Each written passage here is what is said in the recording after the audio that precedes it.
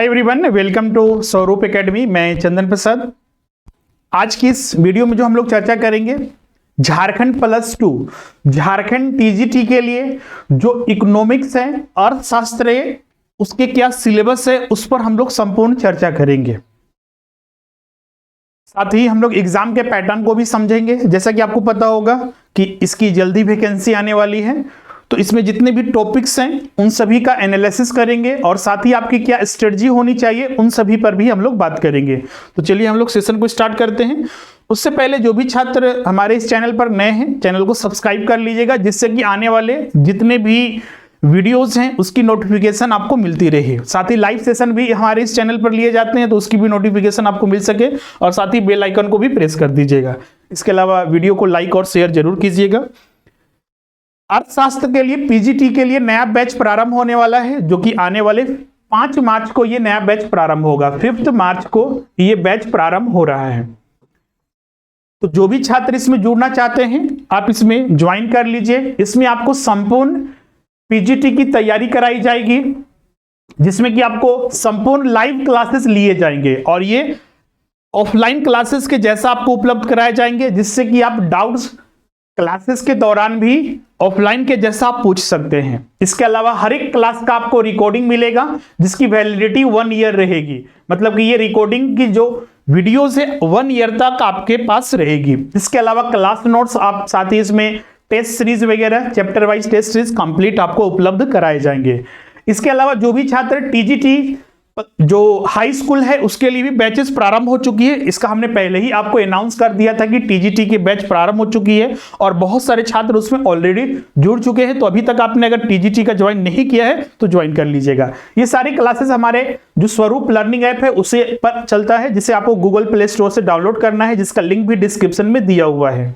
साथ ही आप स्क्रीन पर जो नंबर दिख रहा है वहां पर भी अन्य जानकारी के लिए आप कांटेक्ट कर सकते हैं, अन्य पेमेंट मेथड के लिए कांटेक्ट कर सकते हैं। साथ ही झारखंड हाई स्कूल और +2 के लिए अन्य सब्जेक्ट जैसे कि जनरल पेपर हो गया, कॉमर्स हो गया, हिस्ट्री एंड सिविक्स हो गया, जियोग्राफी हो गया और मैथमेटिक्स, इसके बैचेस ऑलरेडी प्रारंभ हो चुके हैं। तो जो भी छात्र इसमें अभी तक नहीं जुड़े हैं जल्दी जुड़ जाइए, जिससे कि आप जितने भी सारी क्लासेस है उसको लाइव देख सकें।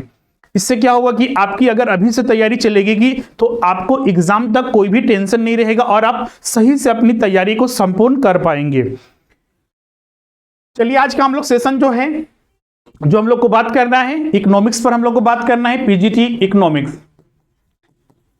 इसका संपूर्ण सिलेबस हम लोग देखेंगे। सबसे पहले पीजीटी में आपको बता दें, पिछला बार जो नोटिफिकेशन आया था, जो 2017 में परीक्षा हुई थी, उसमें पीटी और मेंस के लिए ये नोटिफिकेशन आया था, लेकिन सामान्यतः मुख्य परीक्षा ही इस बार होगी। जो प्रारंभिक परीक्षा के चांसेस नहीं है कि नहीं होंगे। तो मतलब कि इसमें आपके पास 2 पेपर होंगे। एक सामान्य पेपर 1, इसका हम ऑलरेडी सिलेबस जारी जिक्र कर चुके हैं और नया सिलेबस पर हम लोग जल्दी इस पर वीडियो आपको उपलब्ध कराएंगे। और इसके अलावा इसमें पेपर 2 होता है, जो कि सब्जेक्ट स्पेसिफिक होता है। जैसे कि आप जिस सब्जेक्ट में पीजी किए हुए हैं उसी सब्जेक्ट में आपको फॉर्म भरना होता है। जैसे कि किसी का छात्र का इकोनॉमिक्स है, किसी का कॉमर्स हो सकता है, हिंदी लिटरेचर्स ये होते हैं, तो ये सब्जेक्ट स्पेसिफिक होते हैं। अब इसमें बात करते हैं कि जो सब्जेक्ट स्पेसिफिक होता है, हम लोग उसी के इकोनॉमिक्स पर चर्चा करने वाले हैं। तो इसमें कुल कितने प्रश्न होते हैं?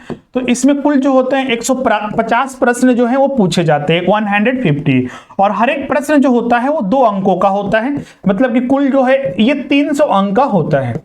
इसी के आधार पर जो है वो मेरिट लिस्ट बनाया जाता है। अब बात करते हैं इसमें अगर सही उत्तर करते हैं तो आपको 2 अंक दिए जाते हैं, गलत उत्तर करते हैं या फिर कोई भी उत्तर नहीं देते हैं तो आपको न अंक दिए जाएंगे और न ही अंक काटे जाएंगे। मतलब कि इसमें नो निगेटिव मार्किंग होता है। आप गलत भी करते हैं तो आपको कोई अंक नहीं काटे जाएंगे, एक चीज ध्यान रखिएगा। अब आते हैं इसके संपूर्ण सिलेबस पर, हम लोग एक एक करके चर्चा करेंगे।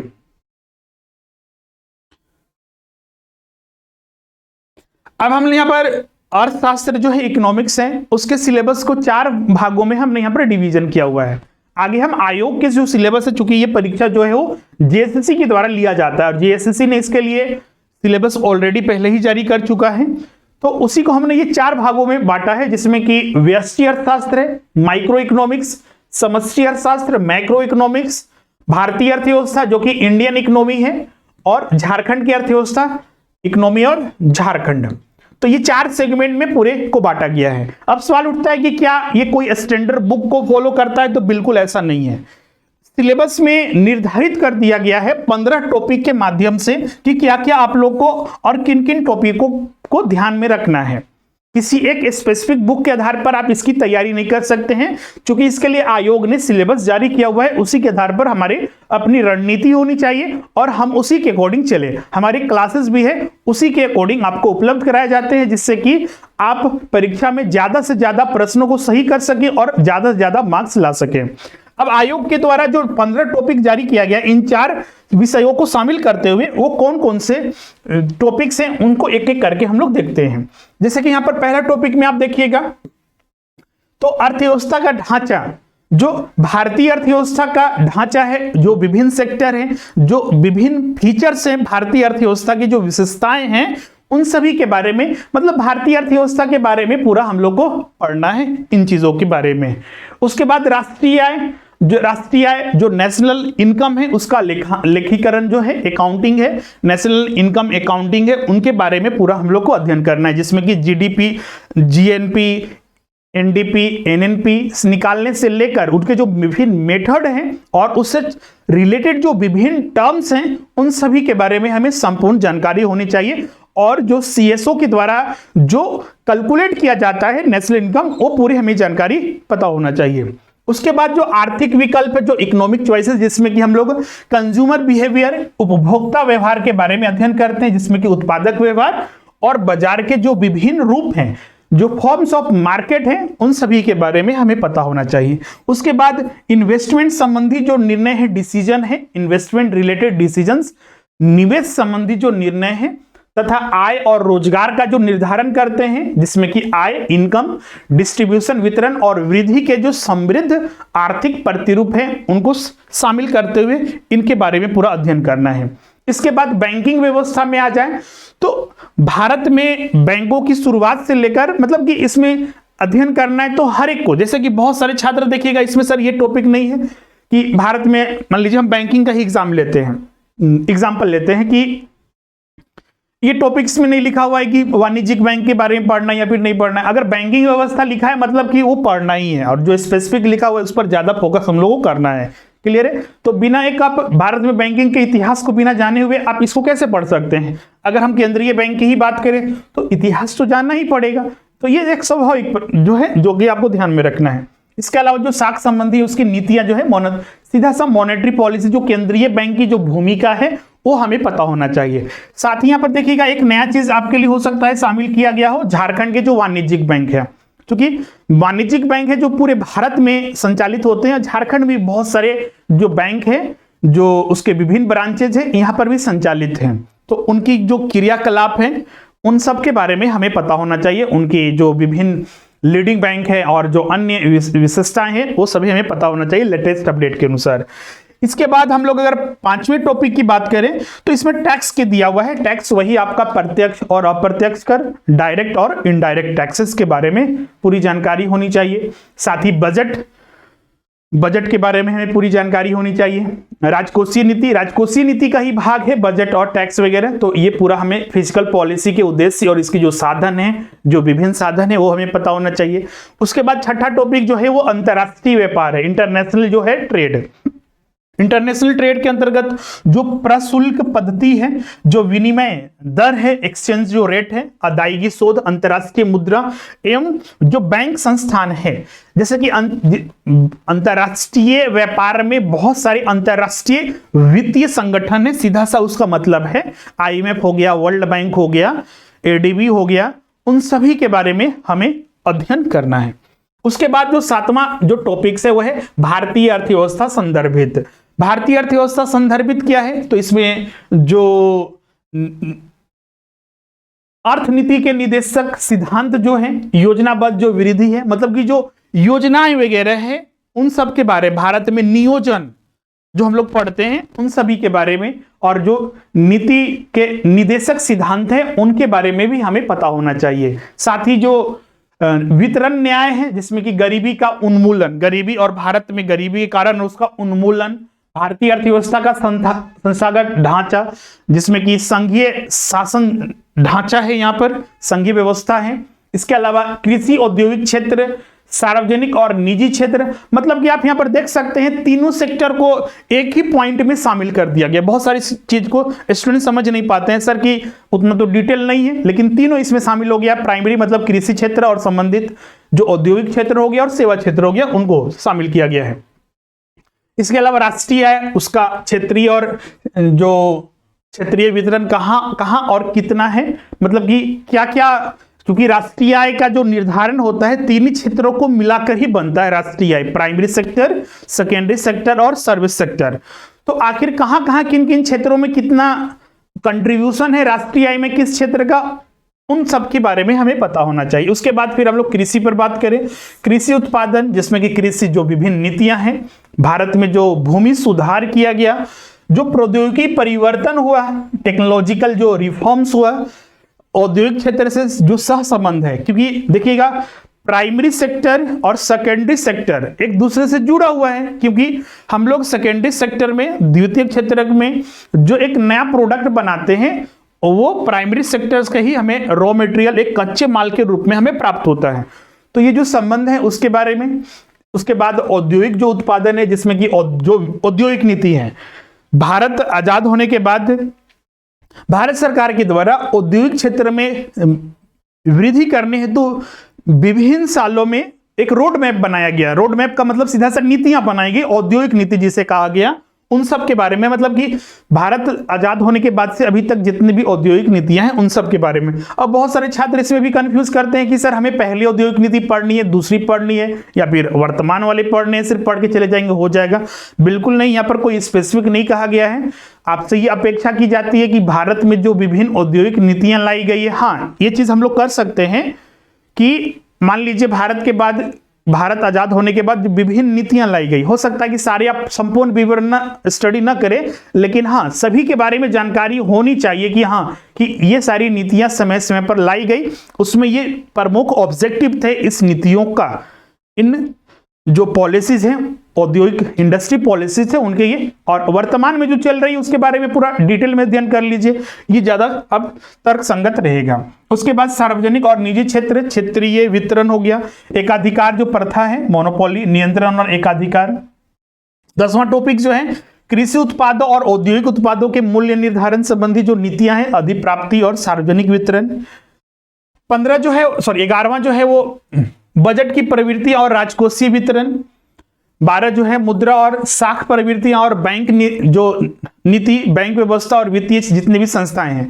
अब बोलिएगा सर इसको टॉपिक तो बैंक व्यवस्था पहले ही देख चुके हैं, बिल्कुल बोले ना, इसमें माइक्रो, जैसे देखिएगा हम लोग जो इंडियन इकोनॉमी हो गया, तो इंडियन इकोनॉमी में भी वही चीज हम लोग पढ़ते हैं जो माइक्रो में पढ़ते हैं, वहां पर वो सैद्धांतिक रूप में पढ़ते हैं, और ये हम भारतीय अर्थव्यवस्था के संदर्भित पढ़ते हैं, तो उन चीजों को भी शामिल करके पूरा बताया गया है।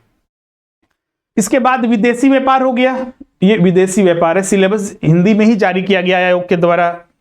इंटरनेशनल ट्रेड हो गया, अदायगी कोष हो गया, भारतीय योजना हो गया, मतलब वही भारत में जो नियोजन है, उद्देश्य, व्यू, रचना, अनुभव और जो समस्याएं हैं, तो ये भारतीय अर्थव्यवस्था संबंधित समष्टि अर्थशास्त्र, व्यष्टि अर्थशास्त्र मतलब माइक्रो और मैक्रो इकोनॉमिक्स, उन सब पर सिलेबस था। अब लास्ट में हमने बोला था एक चौथा टॉपिक भी इसमें शामिल किया गया है, वो है झारखंड की अर्थव्यवस्था, 15वां टॉपिक। इसमें क्या क्या पढ़ना है, तो झारखंड की भी अपनी एक क्षेत्र है, और यहां पर भी देखिएगा जो राज्य में होता है, जैसे कि हम लोग जीडीपी पढ़ते हैं, तो हर एक राज्यों में जीएसडीपी होता है, GSDP gross state domestic product. तो जो राज्य के विभिन्न जो सेक्टर हो गए हैं, झारखंड के विभिन्न सेक्टर, प्राइमरी सेक्टर हो गया, सेकेंडरी सेक्टर हो गया और टर्सरी सेक्टर हो गया, तो राज्य के जीएसडीपी में किनका किनका योगदान है, जैसे कि यहाँ पर कृषि क्षेत्र हो गया, उद्योग हो गया, आर्थिक विकास के जो मार्ग हो गए उसके रुकावटें, झारखंड में भी जो गरीबी और बेरोजगारी, क्योंकि आप देखिएगा यहाँ पर सबसे ज्यादा भी झारखंड में जो अभी झारखंड सरकार ने आर्थिक सर्वेक्षण जारी किया, उसमें जो बताया गया है सबसे ज्यादा कंट्रीब्यूशन जो है झारखंड की अर्थव्यवस्था में वो है सर्विस सेक्टर का, मतलब भारतीय अर्थव्यवस्था का ही प्रारूप यहाँ पर देखने को मिलता है। सबसे कम प्राइमरी सेक्टर का और उसके बाद सेकेंडरी सेक्टर का। झारखंड देखिएगा खनिज के मामले में बहुत ही समृद्ध राज्य है, लेकिन सबसे बड़ी यहाँ पर एक विशेषता है कि यहाँ पर सही ढंग से इसका प्रयोग नहीं किया गया। इसलिए देखिएगा गरीबी, भूखमरी और बेरोजगारी चरम सीमा पर झारखंड में अभी वर्तमान में। भ्रष्टाचार तो चरम सीमा पर है ही, जो कि अन्य राज्यों के मुकाबले भी बहुत ज्यादा है। नीति आयोग की जो इंडेक्स जारी किया जाता है सुशासन सूचकांक, उसमें झारखंड को सबसे नीचे पायदान पर रखा जाता है। तो बहुत सारे कारण हैं झारखंड में। मल्टी डायमेंशनल जो पॉवर्टी इंडेक्स जारी किया गया उसमें भी बिहार से मतलब कि 27वें स्थान पर रखा गया है। तो सबसे खराब राज्यों में भी इसको गिना जाता है। तो वही गरीबी हो गया, बेरोजगारी हो गया। झारखंड में भूमि सुधार भी एक बहुत बड़ा चैलेंज रहा है, क्योंकि यहां पर भी देखिएगा अभी भी ऐसी कुछ एक्ट वगैरह चलते हैं, जैसे CNT हो गया, SPT एक्ट हो गया। बहुत सारे सुधार किए गए हैं झारखंड में, लेकिन अन्य राज्यों के मुकाबले, जैसे कि हम लोग भारत के संदर्भ में भूमि सुधार वगैरह पढ़ते हैं, तो झारखंड के संदर्भ में भी हम लोग को उन चीजों के बारे में अध्ययन करना है। तो ये मुख्य रूप से झारखंड की अर्थव्यवस्था में हम लोग को अध्ययन करना है, जो हमने यहाँ पर डिस्कस किया है, जो सिलेबस में बताया गया है। तो ये 15 कुल टॉपिक्स हैं जो झारखंड PGT इकोनॉमिक्स के लिए आयोग ने जो जारी किया है वो हमने यहाँ पर डिस्कस किया, जो 4 भागों में बांट सकते हैं: micro economics, macro economics, Indian economy और झारखंड इकोनॉमी। तो ये 4 सेगमेंट हम लोग को संपूर्ण अध्ययन करना है। अब इनके लिए जो कुछ बुक्स वगैरह होगी, जैसे बहुत सारे स्टूडेंट हमारे साथ भी जुड़ेंगे या फिर विभिन्न क्लासेस करेंगे, इसके अलावा बहुत सारे छात्र सेल्फ स्टडी भी करेंगे। तो बहुत सारे छात्रों का ये प्रश्न होता है, सर कि हम लोग कहाँ से अध्ययन करेंगे? ध्यान रखिएगा, ये सारे ऐसे टॉपिक्स हैं जिसका एक विशेष बुक नहीं आता है। अब बोलिएगा सर कि झारखंड PGT के लिए कोई बुक बता दीजिए। बिल्कुल नहीं। या तो आपको जो अपनी यूनिवर्सिटी में जो पढ़े हैं या फिर जो स्टैंडर्ड यूनिवर्सिटी के बुक आते हैं, जैसे रांची यूनिवर्सिटी हो गया या फिर झारखंड में विभिन्न यूनिवर्सिटी से बुक आते हैं, तो वही बुक्स इनके लिए आप प्रेफर कर सकते हैं। ऐसा नहीं कि इसके लिए अलग से बुक या फिर मार्केट में एक सिंगल बुक आ गया। बहुत सारे पब्लिकेशन वाले करते हैं, जब एग्जाम आता है ना तो देखिएगा एक सिंगल बुक में सारे को शामिल करके दे देते हैं, पढ़िए इसको हो जाएगा। बिल्कुल वैसे चक्कर में आपको नहीं पढ़ना है। जब भी चाहे आप हमारे साथ जुड़िए या फिर सेल्फ स्टडी कीजिए, रिजल्ट होना चाहिए, और इसके लिए जरूरी है कि आप संपूर्ण तैयारी कीजिए, विस्तार से अध्ययन कीजिए, हर एक टॉपिक का अध्ययन कीजिए, क्योंकि आपका रिजल्ट निर्भर करेगा कि आप 150 प्रश्न में कितना सही करते हैं। जैसे कि आपको पता होगा कि इसमें तो 50 मिनिमम सरकार ने मिनिमम 50% रखा ही है। 50% इनका मिनिमम मार्क्स लाना ही है सरकार के प्रावधानों के अनुसार। इससे ऊपर लाइएगा तभी आपका सिलेक्शन होगा। अब कट ऑफ तो इसका और भी ज्यादा जाएगा, क्योंकि स्टूडेंट तैयारी करते हैं। तो जिनका प्रश्न जितना ज्यादा सही रहेगा उतना ही उनका सिलेक्शन का चांसेस बढ़ेगा। सिंपल जो एक जनरल टॉपिक्स हैं या फिर जनरल प्रश्न जो है, एक इजी प्रश्न है, मॉडरेट प्रश्न है, वो अधिकतर छात्र सॉल्व करेंगे ही, वो आसानी से सॉल्व करेंगे। आप जो चीजें सिलेबस में बताई गई है आप उनको गहन अध्ययन करते हैं, तब उनसे आप आगे निकल पाइएगा और ज्यादा प्रश्नों को सॉल्व कर पाइएगा। तो इसीलिए अगर आप सेल्फ स्टडी करते हैं तो यूनिवर्सिटीज को जो बुक्स हैं, माइक्रो, मैक्रो, इंडियन इकोनॉमी और सारे लेटेस्ट एडिशन पढ़िएगा। ऐसा नहीं कि 10 साल पुराना, 5 साल पुराना, क्योंकि आपने जब ग्रेजुएशन या PG किया होगा तो 5 साल 10 साल पहले ही किया होगा। तो आपके लिए सजेशन यही रहेगा। और जो बहुत सारे नए छात्र हैं तो सिर्फ इतना ही कहना है कि नए एडिशन, क्योंकि इंडियन इकोनॉमी या फिर जो अर्थशास्त्र है उसमें नए एडिशन को ज्यादा प्राथमिकता देनी चाहिए, क्योंकि इसमें लेटेस्ट रिपोर्ट होते हैं, लेटेस्ट जानकारी आप बैंकिंग के बारे में, अब इसमें पूछा गया है बैंकिंग के बारे में, राष्ट्रीय आय के बारे में। तो आज हम 4-5 से पहले के आंकड़े को हम कैसे अध्ययन करके उस पर भरोसा कर सकते हैं? पूछे जाएंगे तो लेटेस्ट आंकड़े पूछे जाएंगे। राष्ट्रीय आय में प्रति व्यक्ति आय पूछे जाए या फिर GDP पूछा जाए, टैक्स में पूछा जाए, या फिर हम बात करते हैं जो फिजिकल पॉलिसी में या फिर बजट वगैरह के संबंधित प्रश्न पूछा जाए, बैंकिंग संबंधी प्रश्न पूछा जाए, तो लेटेस्ट अपडेट वाले ही प्रश्न पूछे जाते हैं। इनको भी आपको ध्यान में रखना। तो इसीलिए देखिएगा इकोनॉमिक्स बहुत ही बड़ा एक चैलेंजिंग टॉपिक होता है। अगर इसका सही से स्मार्ट वे से तरीके से तैयारी ना किया जाए, सिर्फ इसमें भी मेहनत भी नहीं, स्मार्ट वे से भी तैयारी करनी है। मान लीजिए बहुत सारे छात्र क्या करते हैं, पुराने बुक्स उठा लिए, मेहनत बहुत ज्यादा कर रहे हैं, लेकिन वो स्मार्ट तरीका नहीं हुआ। आप सही चीजों को पढ़ रहे हैं और वर्तमान के आधार पर चल रहे हैं तो ज्यादा वो सही होता है, तब जाकर आप ज्यादा प्रश्नों को सॉल्व कर पाते हैं। तो ये पूरी जानकारी थी। अब इसमें किसी को कुछ डाउट वगैरह है तो आप हमें कमेंट करके बताइएगा, हम उन चीज़ों के बारे में अगले वीडियो या फिर उसका हम रिप्लाई के माध्यम से आपके साथ वो चर्चा करेंगे। और जो भी छात्र, जैसा कि हमने बताया, पीजीटी के लिए नया बैचेस प्रारंभ होने वाला है कितना तारीख से? 5 मार्च से। 5 मार्च से ये पीजीटी इकोनॉमिक्स का बैचेस प्रारंभ होने वाला है। तो जो भी छात्र ज्वाइन करना चाहते हैं, बहुत सारे छात्र उसमें ऑलरेडी जुड़ चुके हैं, इसका लिमिटेड बैच है, तो आप भी इसमें जल्द से जल्द ज्वाइन कर लीजिए, जिससे कि आप सारे लाइव क्लासेस देख सकें। टीजीटी के लिए पहले से ही बैच प्रारंभ हो चुके हैं, तो जो भी छात्र टीजीटी में भी जुड़ना चाहते हैं इसमें जुड़ जाइए, और सारी क्लासेस लाइव हमारे ऐप पर उपलब्ध होंगे। इसके अलावा अन्य सब्जेक्ट के लिए, जैसे कि अभी पीजीटी के लिए आपको बता दें, कॉमर्स जनरल पेपर के बैचेस प्रारंभ हो चुके हैं, और टीजीटी के डिफरेंट जो टॉपिक्स हैं, और जितने भी क्लासेस आपको यहाँ पर उपलब्ध कराए जाएंगे सारे अलग अलग टीचर के माध्यम से उपलब्ध कराए जाते हैं, जिससे कि आप ज़्यादा से ज़्यादा उसमें स्कोर कर सकें। इसका पीडीएफ जो आज हमने डिस्कस किया, इसका सिलेबस का पीडीएफ हमारे टेलीग्राम चैनल या फिर हमारे ऐप में जाइएगा फ्री स्टडी मटेरियल में, वहाँ पर सारे सिलेबस मिलेंगे आपको। क्लासेस के संबंधित या फिर कोई अन्य जानकारी से संबंधित आप इस नंबर पर कांटेक्ट कर सकते हैं। ज़्यादातर आप कोशिश कीजिए कि व्हाट्सअप कर दीजिए, वहाँ पर आपको रिप्लाई इंस्टेंट दिया जाएगा। आज के लिए बस इतना ही, मिलते हैं अगले वीडियो में। Thank you everyone.